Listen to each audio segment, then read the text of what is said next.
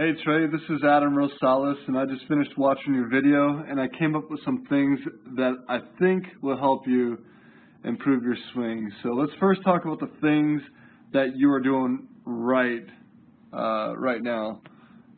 First one I really like to talk about is your trigger that you have with your back hip. It's awesome. A lot of young players like yourself don't have this. They let their hands kind of drag forward with their hips, but you let your hands stay back and your hips go forward. So let me show you.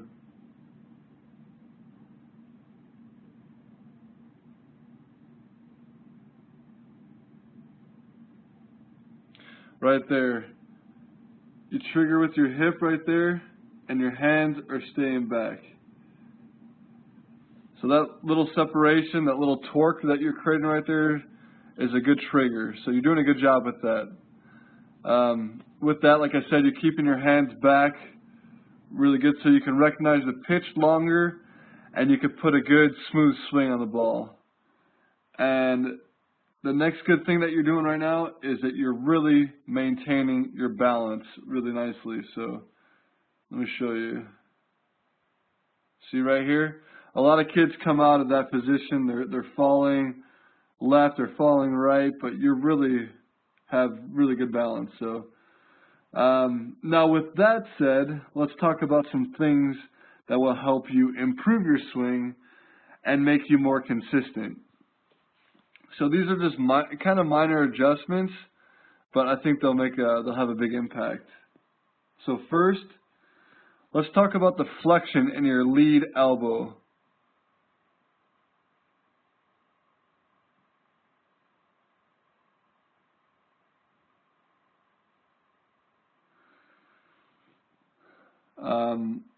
So right here, it's kind of straight. They call this a bar. It's pretty much straight. There's hardly any flexion. And when your arm's locked out like this, it takes away from your quick hands. It kind of slows your hands down. You have a very nice smooth swing, but with your elbow locked out like it is, the fastballs will start beating you. Like as soon as fastball velocities increase, that locked out elbow is going to start hurting you. So for me to correct that, I like the idea of having a 90-degree angle with your bat and your lead arm. So it kind of looks like this. So right now your angle is slightly smaller than a 90-degree. So it's like that, right? So an easy way to fix this and put more flexion into your lead elbow is to lift your back elbow. So that could be confusing. So you can email me or ask over a video how to fix that. But you want to raise your back elbow. So your right elbow, just raise it up a little bit, and it should create a little flexion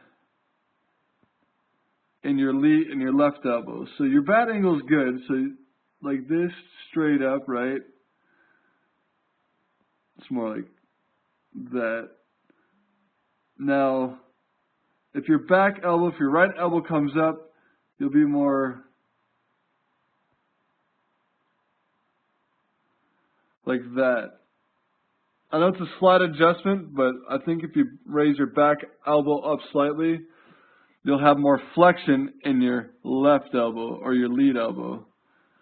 So that's the first thing, is keep flexion in your lead elbow. Second thing I want to talk about is your contact point. Right now your contact point, where you're making contact with the baseball, is in the middle of your body. I need you to extend your contact point out over the front of the plate. So right now let me show you.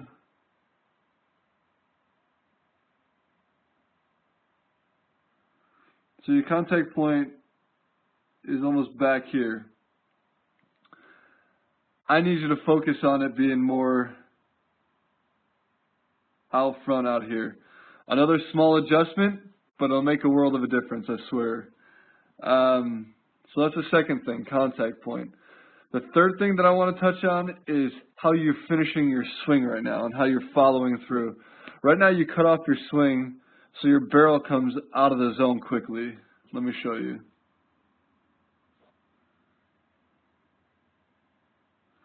See right here, it's already out of the zone. And you're going to end up kind of coming around like that. Really short. And then finish low. So this is what I suggest, and this might feel pretty uncomfortable at first, but I need you to release your top hand just for right now. Just try it. So release your top hand or your right hand off the bat after you make contact.